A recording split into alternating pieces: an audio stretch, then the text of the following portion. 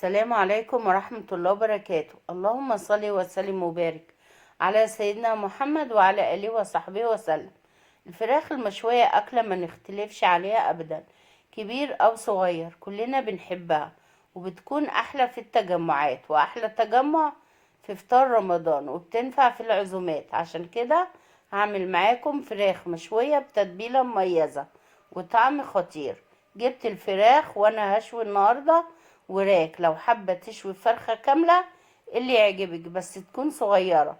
هنضفها واغسلها كويس واعمل لها فتحات بالسكينة، واجيب الصينية اللي هشوي فيها واحط فيها بصلة مبشورة وواحدة طماطم مبشورة والتوابل كزبرة وبابريكا وزعتر وبهارات فراخ مشوية وفلفل اسود وملح ونص معلقة صغيرة ثوم مفروم ومعلقة صغيرة فلفل احمر مفروم ومعلقة كبيرة صلصة طماطم وعصر ليمونتين ومعلقتين كبار خل.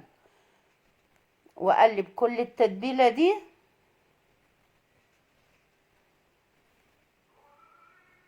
وابدأ اتبل الفراخ من تحت ومن فوق وتحت الجلد وجوه الفتحات، اتبلها كلها.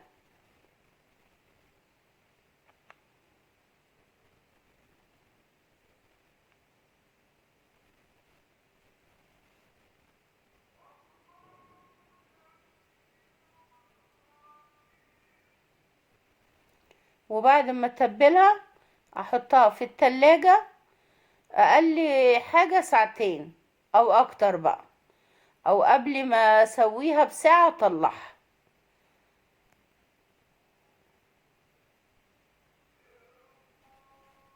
هنا كنت طلعتها خلاص، واعمل لها بقى الخلطة المميزة. ده كاتشب انا عاملاه في البيت، وان شاء الله هبقى انزل لكم الطريقة.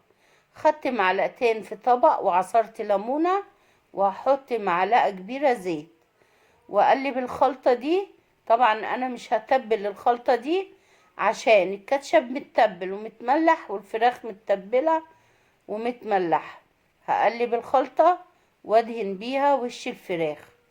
طبعا الخلطة دي بتدي لون جميل وطعم للفراخ. واكون فاتحة البوتاجاز على درجة حرارة منخفضة، فاتحاها من فوق، فاتحة الفرن من فوق ومن تحت، واحط الصينية على الشبكة اللي في الوسط واسيبها لمدة ساعة في الفرن.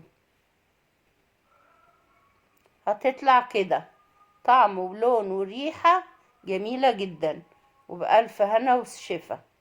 وما تنسوش الاشتراك في القناة وادعموني بلايك. والسلام عليكم ورحمة الله وبركاته.